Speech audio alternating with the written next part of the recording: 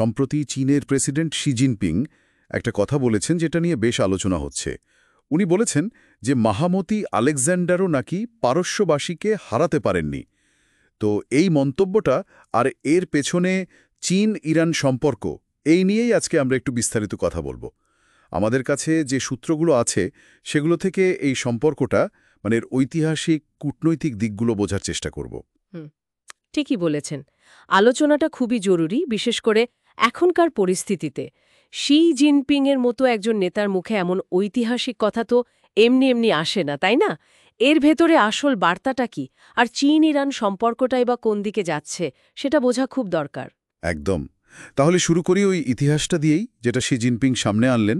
আমরা তো জানি সেই খ্রিস্টপূর্ব ৩৩০ সালের দিকে আলেকজান্ডার দ্য গ্রেট পারস্য আক্রমণ করেন, মানে আজকের যে ইরান তারই আগের রূপ।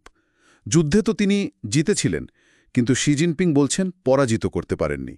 এর মানেটা কি একটু যদি ব্যাখ্যা করেন। পরিচয় সেটা তো মুছে যায়নি, বরং উল্টো পারস্যের সংস্কৃতির প্রভাব কিন্তু গ্রিকদের ওপরও পড়েছিল।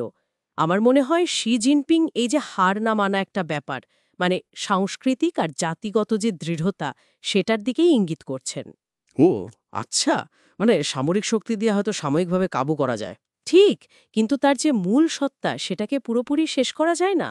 তার মানে উনি ইতিহাসের ভেতর দিয়ে আজকের ইরানকে দেখছেন, যে এত চাপ, এত নিষেধাজ্ঞার পরেও ইরান তা নিজের মতো টিকে আছে। একদম, আমারও তাই মনে হয়। এটা শুধু ইতিহাস মনে করানো নয়, হয়তো পশ্চিমী দুনিয়াকে এটাও বলা যে ইরানকে অত সহজে দমানো যাবে না, আর চীন কিন্তু তাদের পাশেই আছে। ইন্টারেস্টিং। তার মানে এটা শুধু ইরানের জন্য সমর্থন নয়, এটা চীনের নিজেদের যে একটা গ্লোবাল ভিশন আছে সেটারও প্রতিফলন। অবশ্যই, বিশেষ করে যদি আমরা দেখি এখন চীন আর ইরানের সম্পর্কটা কতটা গভীর। হ্যাঁ, সূত্রগুলো বলছে তাদের মধ্যে এখন একটা ব্যাপক কৌশলগত অংশীদারিত্ব বা কম্প্রিহেন্সিভ স্ট্র্যাটেজিক পার্টনারশিপ রয়েছে।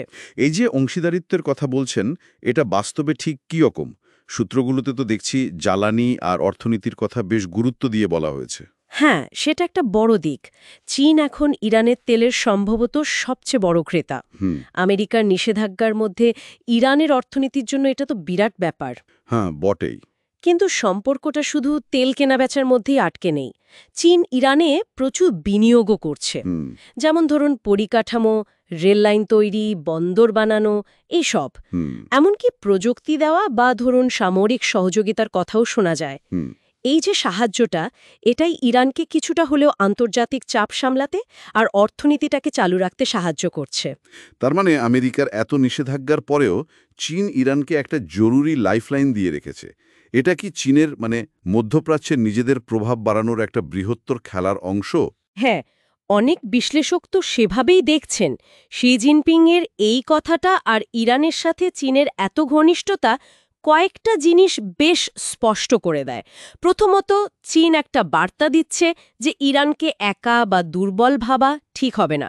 দ্বিতীয়ত, এটা চীনের ওই যে পুরনো নীতি, অন্য দেশের সরকার পরিবর্তনে নাক না গলানো বা নো রেজিম চেঞ্জ, সেটার সাথেও মেলে। চীন দেখাতে চাইছে যে তারা পশ্চিমা দুনিয়ার বাইরে গিয়েও নিজেদের মতো করে সম্পর্ক রাখতে পারে।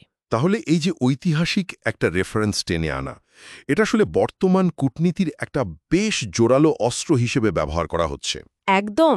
একদিকে ইরানকে ভরসা দেওয়া, অন্যদিকে পশ্চিমা বিশ্বকে, বিশেষ করে আমেরিকাকে একটা পরোক্ষ চ্যালেঞ্জ ছুড়ে দেওয়া। ঠিক তাই। ইতিহাস এখানে শুধু অতীত নয়, এটা বর্তমানের শক্তি দেখানোর একটা উপায়। শি জিনপিং খুব ভেবেচিন্তে এমন একটা ইতিহাস টেনেছেন যেটা ইরানের জাতীয় গর্বের সাথে জড়িত, তাদের সহনশীলতার প্রতীক। এর মাধ্যমে উনি বলছেন চীন ইরানের এই স্টোইকাস বা সহনশীলতাকে সম্মান করে এবং পাশে আছে। এটাকে এক ধরনের কালচারাল ডিপ্লোমেসিও বলা যেতে পারে, মানে সরাসরি রাজনৈতিক কথার চেয়ে অনেক বেশি সূক্ষ্ম কিন্তু শক্তিশালী। বোঝা গেল। তাহলে পুরো আলোচনা থেকে যা বুঝলাম, চীন ইরান সম্পর্কটা শুধু অর্থনীতি বা স্ট্র্যাটেজির উপর দাঁড়িয়ে নেই, এর সাথে ইতিহাস আর সংস্কৃতির একটা যোগসূত্র তৈরির চেষ্টা হচ্ছে, অন্তত চীনের দিক থেকে। শি জিনপিংয়ের মন্তব্যটা তারই একটা প্রকাশ।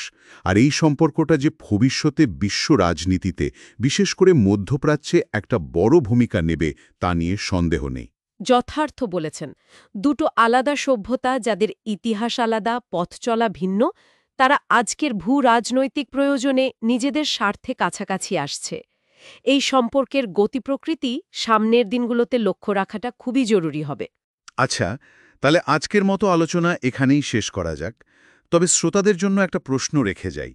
শি জিনপিং যেভাবে ইতিহাসকে আজকের কূটনীতিতে ব্যবহার করলেন, এটা দেখে কি মনে হয় না যে ভবিষ্যতে আন্তর্জাতিক সম্পর্ক বা সংঘাতের ক্ষেত্রে এই ধরনের ঐতিহাসিক গল্প, স্মৃতি বা প্রতীক আরও বেশি করে ব্যবহার করা হতে পারে? ইতিহাসের এই ব্যবহার কি শুধুই অতীতকে সম্মান জানানো, নাকি ভবিষ্যতের